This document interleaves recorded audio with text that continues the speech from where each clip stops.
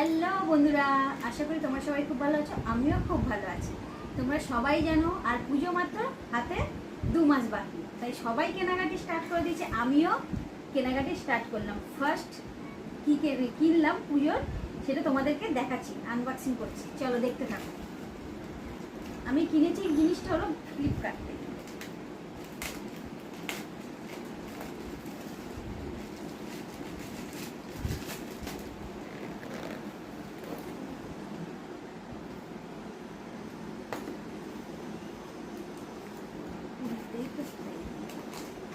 Wow, সুন্দর। এই দেখো আমার ফার্স্ট শপিং ঘড়ি দিয়ে পুজোর। এটা আমার পুজোর ঘড়ি, ভালো লাগছে।